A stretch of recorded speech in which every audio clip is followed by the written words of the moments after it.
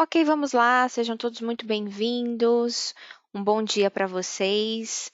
Vamos começar aí falando sobre essa importante divulgação desse relatório NFP, né? Que é as folhas de pagamento não agrícolas, né, dos Estados Unidos. Vamos dar início aí. Bom,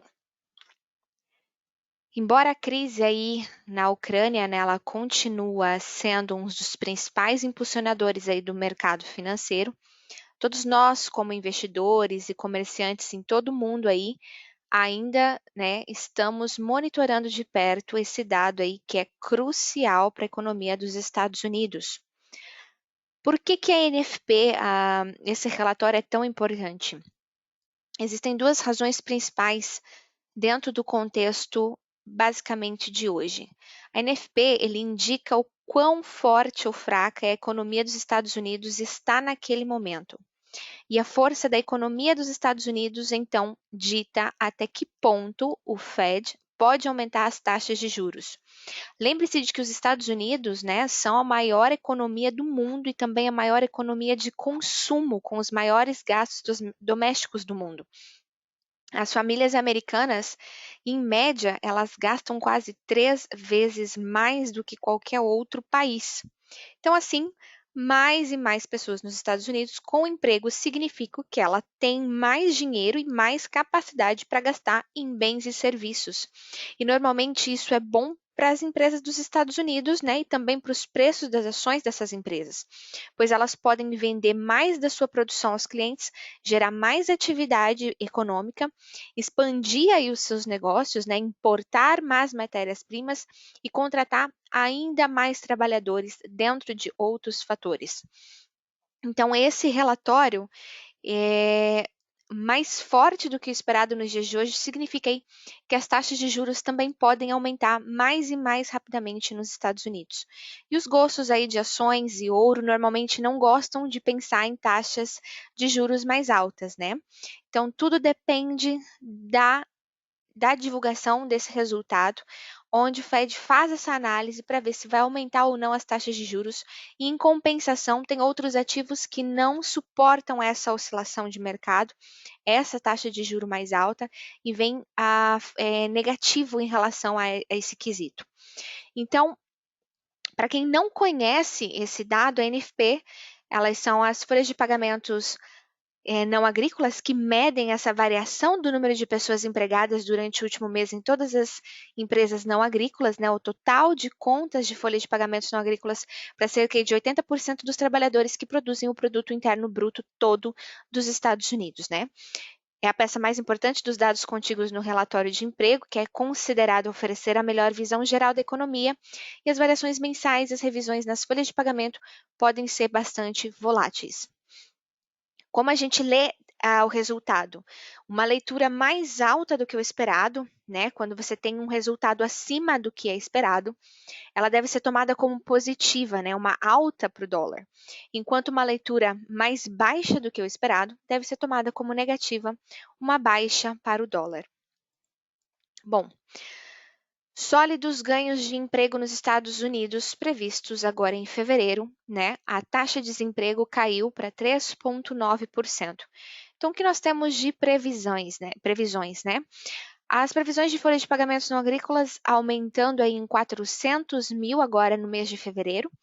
A taxa de desemprego vista caindo aí de 3,9% para 3,9%, que antes era 4%, né? Previsão de ganhos médios por hora subindo a 0,5% e semana de trabalho média vista subindo para 34,6 horas, né?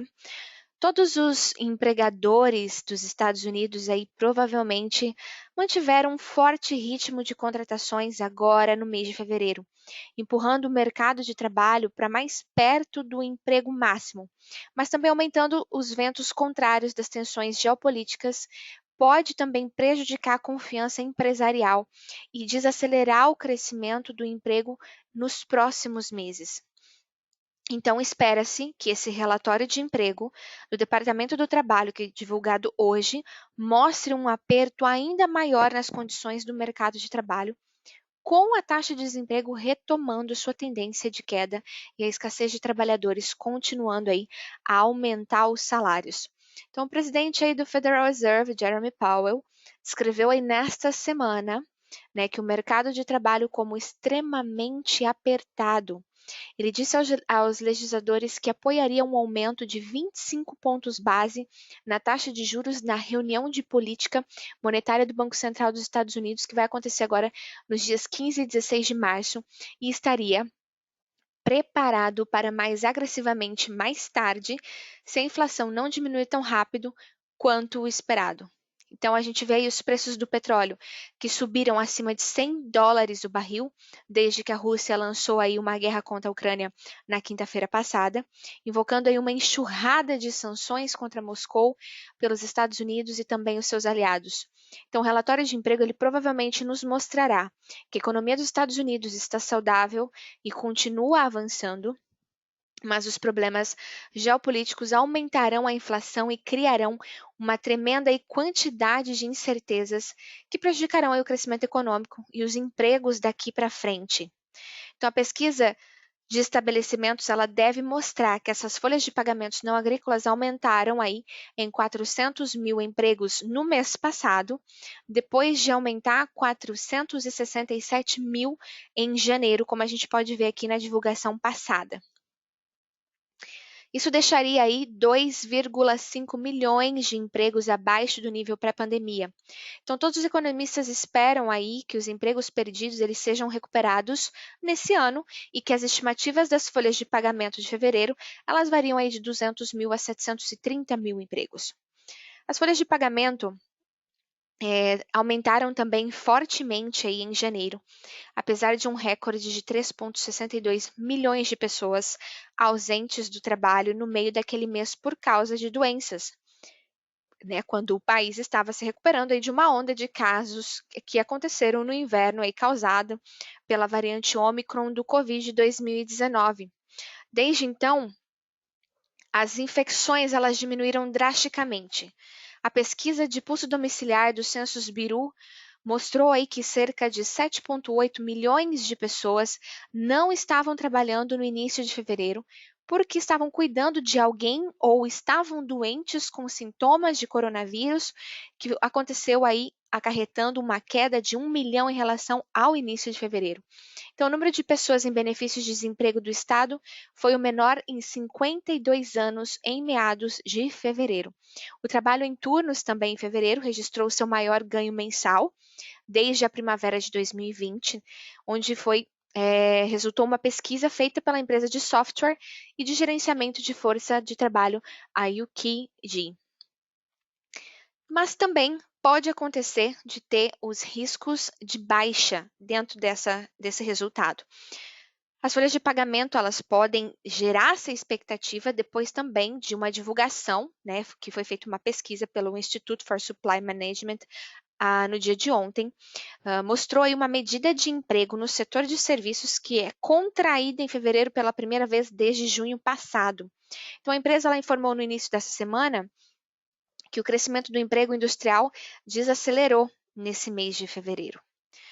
E o relatório feito pelo Federal Reserve na quarta-feira mostrou que a forte demanda generalizada por trabalhadores permaneceu prejudicada por relatórios igualmente generalizados de escassez de trabalhadores.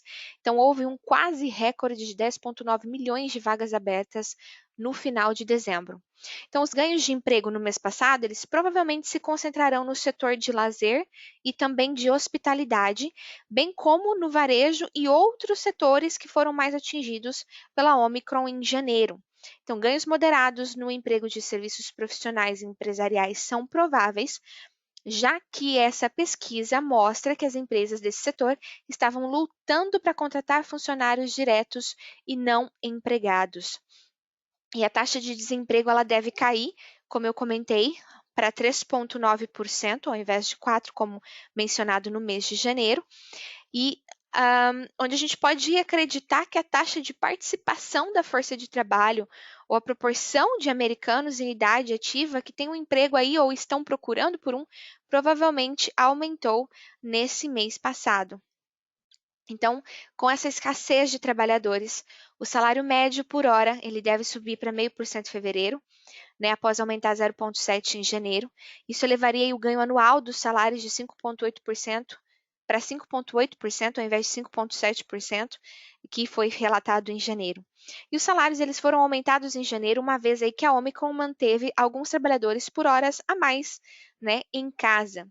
Economistas disseram que esse relatório de emprego de fevereiro apoiaria aí um aumento de 25 pontos base na taxa do Fed, né, este mês. E na esteira do relatório do emprego de janeiro e as leituras de inflações quentes, os mercados financeiros especificaram um aumento de 0,5 ponto percentual.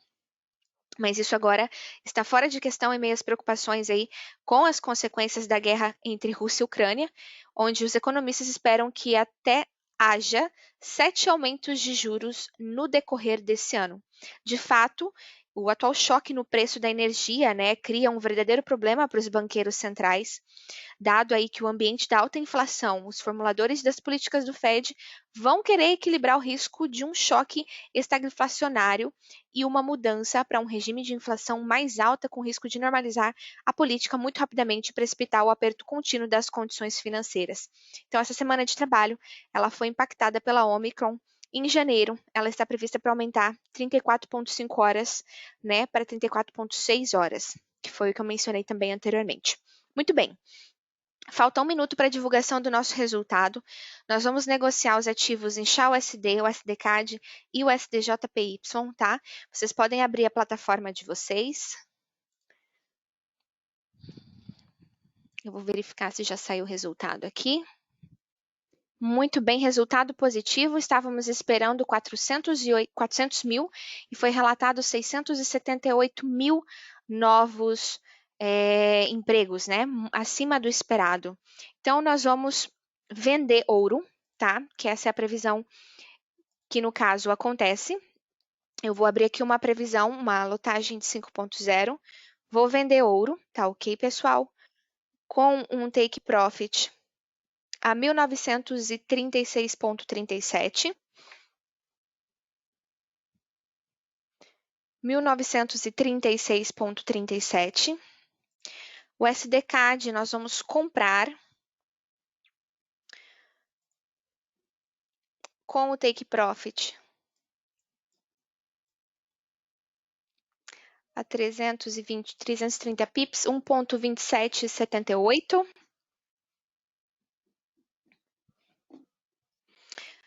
E o SDJPY nós também vamos comprar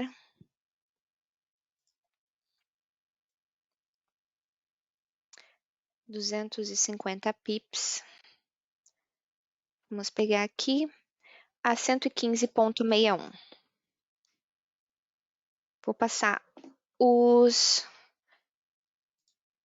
targets para vocês no chat.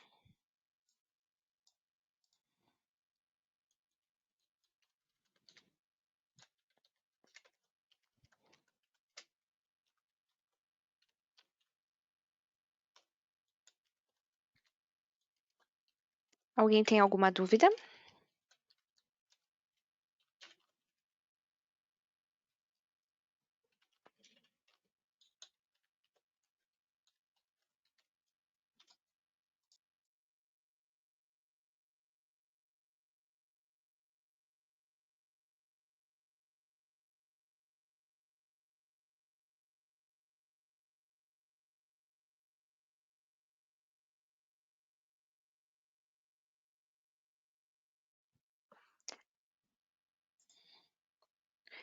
Bom, já que ninguém tem nenhuma dúvida, gostaria de agradecer a presença de todos vocês. Os targets já foram enviados no chat. E é isso, pessoal. Desejo um bom resultado a todos, né? E nos vemos aí na próxima semana. Um bom fim de semana a todos vocês.